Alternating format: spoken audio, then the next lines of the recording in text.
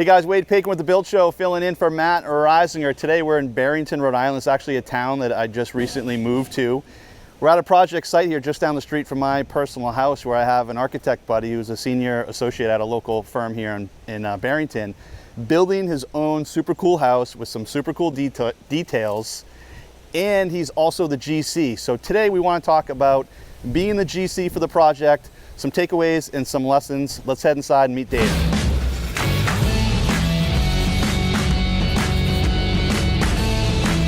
All right guys, so let's head inside. We're gonna meet Dave, the owner, and today we have a special field correspondent on the job site. Follow me in. Hey Dave. What's going on, Wade? How you doing? Good Very to see you. Good to see you. Yo, the field correspondent is here. What are you doing here, Matt? I thought I'd surprise you with a Rhode Island visit. All right, well Dave, incredible house. Thank you. Thanks for coming. Of course, thanks for having us, and some great details going on here. But one thing that's caught my eye immediately is the frog tape, the Sharpie work, and all the communication you have labeled here on the project. It's really good, Dave. Tell us about that, man. So it's a product of circumstance, really. So I work 50 hours a week at an architecture firm. I can't be here all day long, so my communication needs to happen beforehand. So I meet with the crew first thing in the morning, we walk through and help them do their job. Things get marked out on the floor. So the layout of the cabinetry on the floor, the layout of all the recessed lights for my electricians on the floor so we could just laser them up. And it helps keep everything as close to being in line as I can do it. I see center lines of your exhaust hood, end of the hood marked out.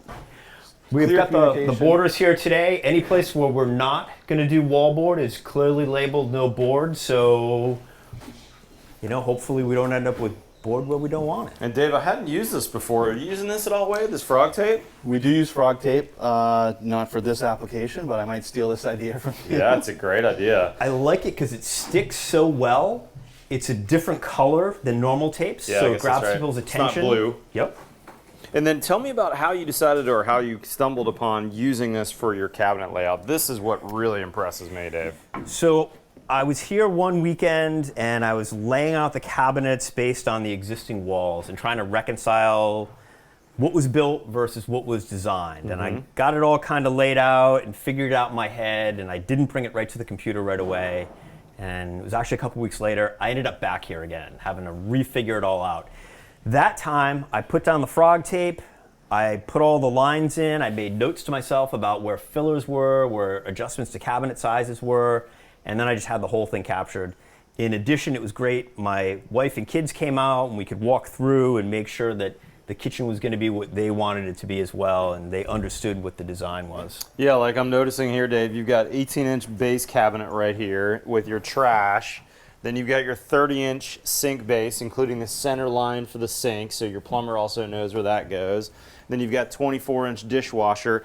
All these laid out, Sharpie lines in between. That's really smart, man. That's some great communication. It's held up really well, too. This tape has been on the floor for probably close to 6 months at this point. Beautiful. Really, really well done. Guys, Wade is going to be coming back to shoot some more videos with Dave because I want to mention two things, but we're not going to dwell on them. These joists that you're seeing here, these beautiful fir joists in this plywood, this is all going to be exposed in the final house. And this steel you're seeing, this structural steel, is also going to be expressed, meaning it's going to show in the house. And Dave has a couple of great tips for that, so stay tuned for future videos from Wade on that. But let's go downstairs because I was also really impressed with a couple things in the basement mechanical room. So we'll meet y'all in the basement. Wade, you are my basement mechanical master. I've seen just some absolutely gorgeous mechanical rooms from you. What do you think about this space? Well, thank you for that compliment. I do take a tremendous amount of pride in my mechanical rooms. Oftentimes, they're not designed and laid out. They're an afterthought. It's an afterthought. It falls on my lap, and that's a big task to lay out mechanicals for a large home. So it's something I take a lot of pride in. I enjoy it. And coming here onto Dave's site, Dave's not a contractor. I know. He's a homeowner builder, and he's done a fabulous job here with the layout and some of the things that you've done here to make this clean and accessible. So I'm impressed. Walk us through, how did you get to this point, Dave? I mean, most houses don't look like this, let alone someone building their own house. Going into this, being the general contractor, I knew I'd have scope gap things to do, things that weren't on my framer's scope, my interior carpenter's scope, and I'd be doing.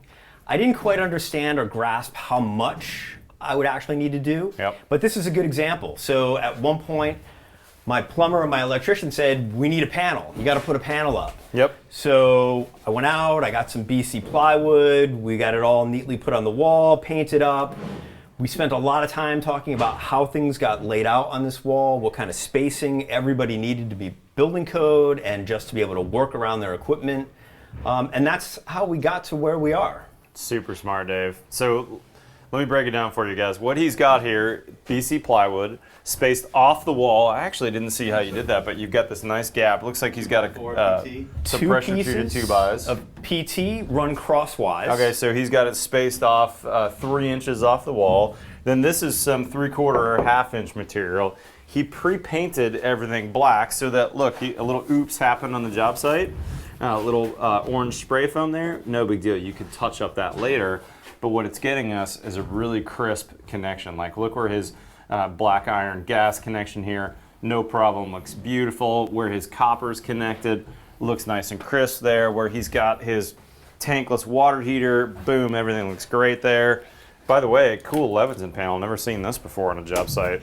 I saw this unveiled at IBS. This is a panel that each switch is gonna have a Wi-Fi control, and Dave can control this on his phone later, including turning off circuits or seeing how much power each circuit uses. But even over here where he's got his flow meter, he's all set for, what's this panel going over here, Dave? So this panel is going to be for another receptacle. So we've got to run a receptacle over to here for the flow to plug into. You know, being that I'm in architecture, I'm concerned about organization and being neat. So the flow has a long wire that would actually make it to that other receptacle, but it just wasn't going to look neat. The same way that the remote read on the water meter is working, I've run that up behind the panel to the remote read. You won't be able to see it. I don't want to have the big, long power cable from the flow hanging out there, not looking neat. So we're going to get a receptacle right here. It'll jump over nice and neat. So good, Dave. So good. Now you've got one more wall here that's bare plywood. What's happening on this wall back here?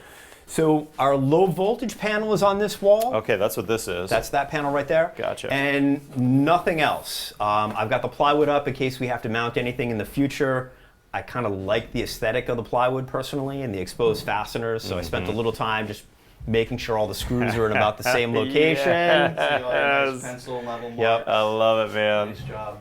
So Wow. yeah, I guess, you know, when an architect ends up building, that's what you get. Well done. I got to say, I mean, Wade and I have been doing this for 20 plus years.